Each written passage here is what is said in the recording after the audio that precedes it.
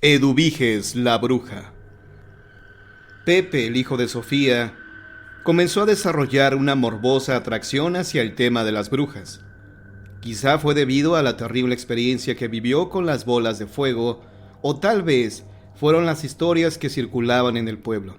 Historias de hechicería, de pactos diabólicos y de fantasmas. El caso es que todo lo relacionado con la brujería despertaba en él cierta curiosidad malsana. Con frecuencia visitaba a Braulio y pasaba las tardes con él, intentando imaginar qué le había ocurrido aquella noche en la barranca. Se quedaba mirando a ese niño silencioso que parecía vivir en otro mundo. Al anochecer, doña Esperanza, con el ceño fruncido, sacaba a Pepe de su casa a escobazos. Sin embargo, a los pocos días volvía a dejarlo pasar, pues a partir de esa desgracia, él era el único amigo y distracción de su hijo. Pepe no solo visitaba a Braulio, sino también a su abuela. Esta era una mujer alta y flaca, con la carne pegada a los huesos y llena de arrugas. Su cabello lucía totalmente blanco y nunca lo peinaba. La anciana sabía muchas historias acerca de los cerros, el campo, sobre la gente y el pueblo. Pero había una historia que a Pepe le gustaba más que las otras. Quería escucharla una y otra vez. Entonces, nieto y abuela salían de la casa para sentarse sobre un par de pollos que aguardaban bajo la fresca sombra de un árbol de pirul. La historia preferida de Pepe había ocurrido hace muchos años, cuando su abuela era niña y jugaba con una chiquilla llamada Eduviges. No es que fueran amigas. De hecho, esa pequeña le resultaba antipática a la abuela. Era brusca y berrinchuda. Acostumbraba a lanzarle piedras que agarraba de algún teochol. Cuando eso ocurría, la abuela se metía a su casa corriendo y le contaba a su padre lo sucedido, con la esperanza de que la ayudara.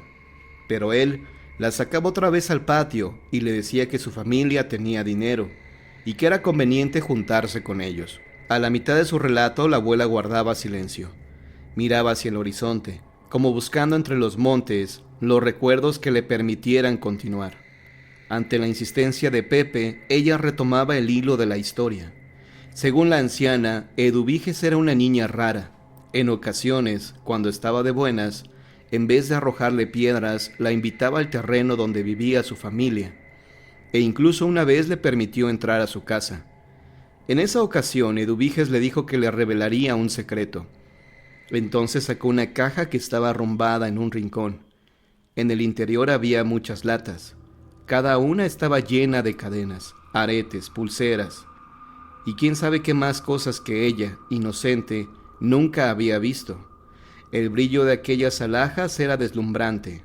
«¡Es oro!», dijo la niña. La abuela se dio cuenta de que aquello era importante, porque Eduviges se puso muy seria y le hizo jurar por su madre y por su padre que no le diría a nadie el secreto. «Solo mi abuelita y yo lo sabemos», dijo la niña. «Y ahora tú también lo sabes. Así que si alguien más se entera, sabré por qué boca corrió el chisme». Al parecer, Eduviges siempre estaba con su abuela, y hasta dormía en el mismo cuarto que ella. Eduviges le contó que en cierta ocasión amaneció aprisionada por los brazos rígidos de su abuela. Ella trató de zafarse, pero no pudo, pues aquellas extremidades parecían de piedra. Entonces gritó pidiendo auxilio. Para liberarla, sus padres tuvieron que destrabar los brazos de la anciana, quien había fallecido durante la noche. Luego la envolvieron en un petate para sepultarla. Corría el rumor de que aquella familia llevaba a sus difuntos a enterrar, pero luego de unas noches, los difuntos salían por su propio pie del panteón rumbo a su casa, y nunca volvían a salir de ahí. Por eso nadie del pueblo asistió al sepelio. Esa parte del relato le parecía poco creíble a Pepe, pero no se atrevía a decirlo. No obstante, algo raro debía haber, pues mientras su abuela era una viejita arrugada, su amiga de la infancia lucía como una señora de 40 años. Algunas veces Pepe fue a visitar a su abuela para que le contara más historias, pero no la encontró. En esas ocasiones, una anciana con la cara carcomida por varicela y vestida de negro se asomaba por detrás de la casa e inmediatamente se escondía, Pepe había intentado seguirla, pero cuando rodeaba la construcción nunca descubrió a nadie. Otras, la anciana abría apenas la puerta y se asomaba desde la oscuridad de la casa. Cierta tarde, Pepe interrogó a su abuela sobre aquella mujer. La anciana frunció el ceño y respondió que no sabía de quién le estaba hablando. El nieto volvió a preguntar sin obtener respuesta. Cansada de la insistencia de Pepe, quien estaba seguro de haber visto a alguien rondando su casa mientras ella no estaba, le respondió que quizá era la abuela de Eduviges. Esa posibilidad sorprendió a Pepe. ¿Por qué aquella señora, la que había enterrado hace tanto tiempo, se aparecía en su casa? La abuela carraspeó un poco y después le dijo a su nieto: «Lo que nunca te dije es que esta casa en la que ahora vivo es la que habitaban Eduviges y su abuela. Su padre se la vendió al mío». Fin.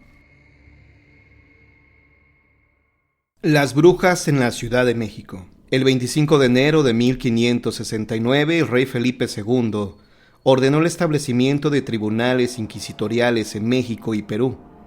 En el año de 1571 quedó instaurado el Santo Oficio en la Nueva España, encargado de salvaguardar la fe de los cristianos. Entre los peligros para el alma cristiana se encontraba la práctica de la brujería y la hechicería. La hechicería era un tema poco claro entre los inquisidores, ya que tanto en España como en la Nueva España abundaban las viejas que, a la manera de la Celestina de Fernando de Rojas, usaban pomadas, bebedizos y plantas para curar enfermedades físicas o provocadas por algún encantamiento. Nadie estaba seguro de dilucidar si en efecto eran brujas o solo curanderas. La hechicería se relacionaba con la superstición, creencia y práctica sin ningún provecho y utilidad. Esa práctica era comúnmente utilizada entre los estratos bajos de la sociedad y el Santo Oficio no le dio mucha importancia.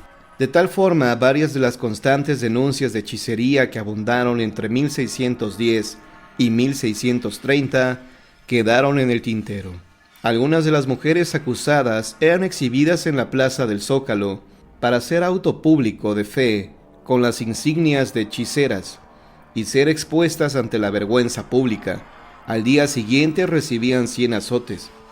Hechicería no es lo mismo que brujería. Esta, como ya se ha indicado previamente, implica un pacto con el diablo en el cual se ofrece el alma a cambio de ciertos beneficios. Estos van desde poseer al ser amado hasta obtener la inmortalidad. Las historias sobre aparecidos y casas embrujadas que contaban mis compañeros de escuela nunca me parecieron sorprendentes ni aterradoras, no porque yo fuera muy valiente, sino porque muchas de las cosas que sucedían en dichos cuentos eran comunes en mi casa. Platos que caían de la vitrina sin ninguna explicación, luces que se prendían o apagaban solas, sombras que cruzaban por los pasillos, voces que surgían tras la puerta de cuartos vacíos. En esa atmósfera vivía mi familia y en ella crecimos también mi hermana y yo. De entre todas esas cosas inexplicables recuerdo de manera particular un sonido nocturno y recurrente, un arrastrar de cadenas que venía desde el patio de atrás hasta el comedor. Cruzaba por la sala y llegaba hasta las habitaciones. Eso sí que me daba miedo, porque ese particular sonido creaba un efecto lastimero y a la vez tétrico.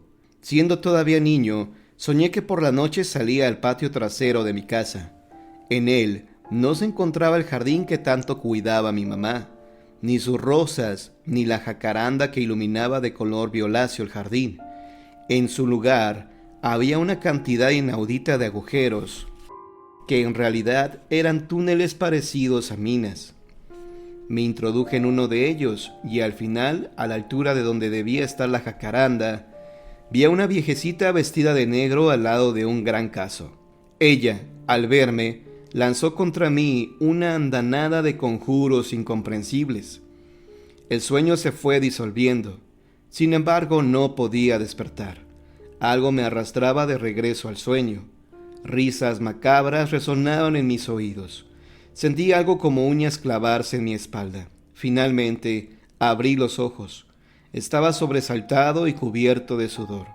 Después de tomar un baño me miré al espejo y comprobé que mi espalda estaba cubierta de laceraciones.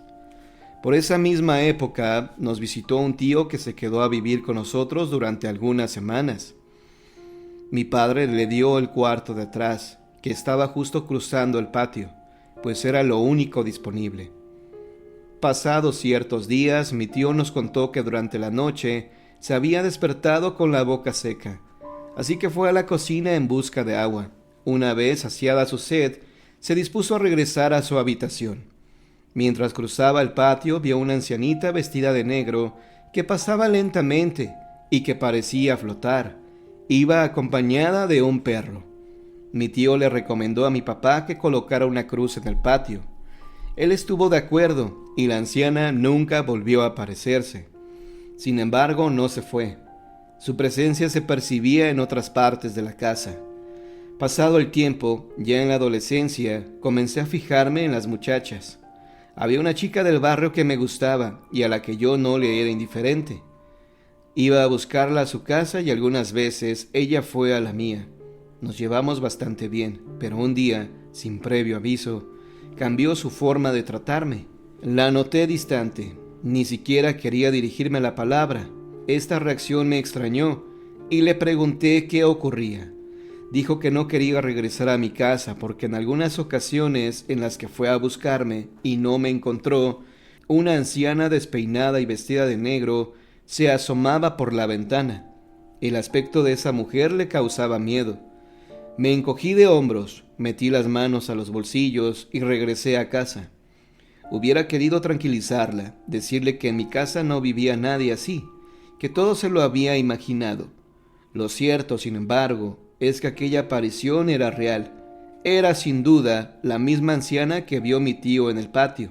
El tiempo pasó, y a mi papá le iba cada día mejor en el hospital en el que trabajaba. Mi padre es médico.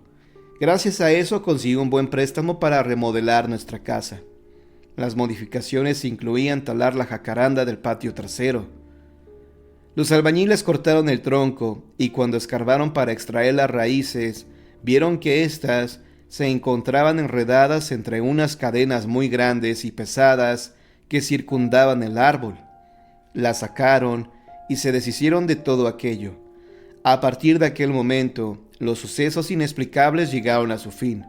No más sombras ni platos rotos, ni sonidos nocturnos. Tampoco volvió la misteriosa anciana. Pensé que nunca más tendría que enfrentarme a hechos sobrenaturales, y que a partir de ese momento, mi vida sería como el del resto de las personas. Estaba muy equivocado. ¿Quieres conocer más de esta historia? No te pierdas los siguientes videos aquí en Yo el Misterio.